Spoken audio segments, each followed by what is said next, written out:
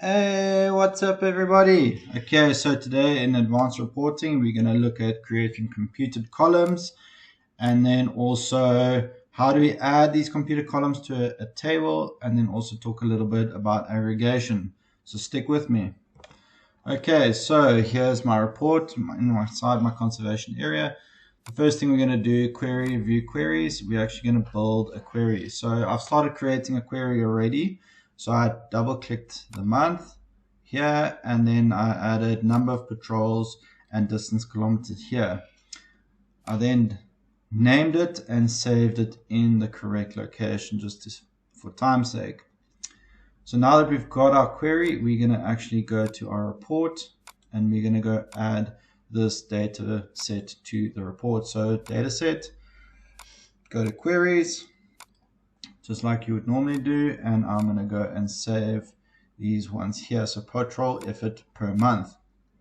I can change this header to month. Okay, and I can say okay. So I can save my report. Now we need to right click and say edit, and here you've got this option for computed columns. So here computed columns is something that we can create. So if I look at my output, you'll see here that my month is a string type, the rest is float. I can create a new one. Let's say it's the real month. This will help with when sorting, etc. And I'm going to make it an integer. Now I'm actually going to create an expression here. So where data set month, where this is equal to there.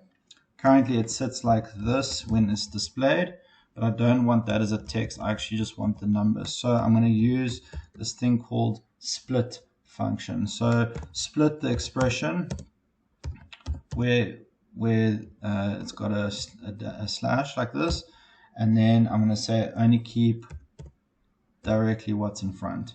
I can verify to see if it's correct, which it is, and then I can click OK. So here it is here. I can also, as you see, if I say new, there's this aggregation here. If I wanted to add an additional column, say for example totals, I can actually add an aggregation here based on these specific things. But I'm going to show you a different way to do aggregation. So I click OK and I click save. So just to show you, I'm going to select all and add the table here and just change a few things. Okay, so for example here under quick tools, I've got this aggregation. So in the footer row, if you wanted to be displayed only once, you just drag this into the bottom, and then you can actually specify the data type. Let's say for example the sum based off of number of patrols. So aggregate all of this. So it's kind of like the sum tool in an Excel document, for example. So what is the total number of distance covered, etc.